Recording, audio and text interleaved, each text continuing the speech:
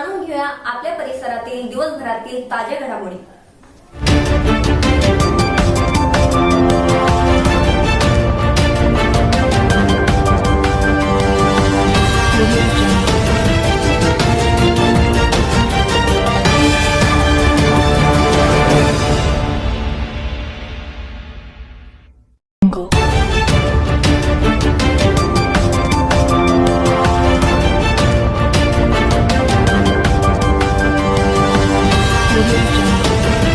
दुकानदारों से गुजारिश की जाती है, अपनी दुकान पर पतंग के साथ जो मांझा बिक्री होता है वो सादा कॉटन का धागा होना चाहिए। जो बैन किया गया है वो बैन किया गया मांझा धागा जो समाज के जनजीवन के लिए घातक है, ये कोई अपनी दुकान से बिक्री नहीं करेगा। जो अगर मांझा बिक्री करते हुए मिला तो उस पर कानूनन सख्त से सख्त कार्रवाई की जाएगी। शहर में जहां भी कोई ऐसा मांझा मिला और उस जिसके पास मांझा मिला उसने अगर ये दुकानदारों का नाम बताया तो ये दुकान मालिक उसमें बराबर के गुनेगार होंगे। इसकी हम पहले ही सूचना दे चुके हैं।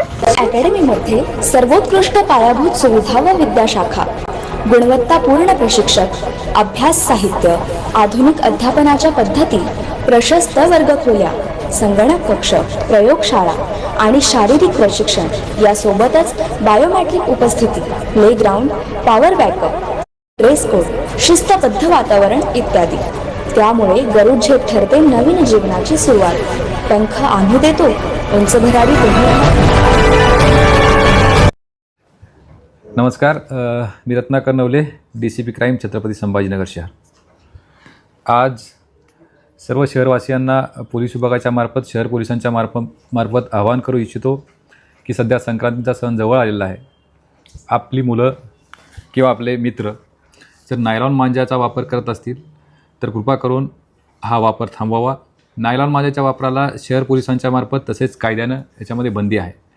अशा प्रकारचे कुठल्याही मांजाचा वापर करताना कोणी दिसल्यास पोलिसांच्या मार्फत सक्त कायदेशीर कारवाई करण्यात येईल। याच्यामध्ये नॉन अवेलेबल सेक्शन लागतील ज्याच्यामध्ये जामीन लवकर होणार नाही। आणि या चेनमध्ये जेही कोणी सहभागी असतील, म्हणजे तो विक्रेता असेल, तो पुरवठादार असेल, ट्रान्सपोर्ट आणला असेल किंवा ह्याच्यामध्ये जाणीवपूर्वक लहान मुलांना या गोष्टीची माहिती नसते, परंतु माहिती असणाऱ्या माणसानं त्याच्या पालकांनी जाणीवपूर्वक ह्या सर्व गोष्टीची जाणीव असताना जर या गोष्टी करून दिल्या असतील तर ज्याच्या या तपासामध्ये सहभाग निष्पन्न होईल त्या सर्वांवर कायदेशीर कारवाई करण्यात येईल।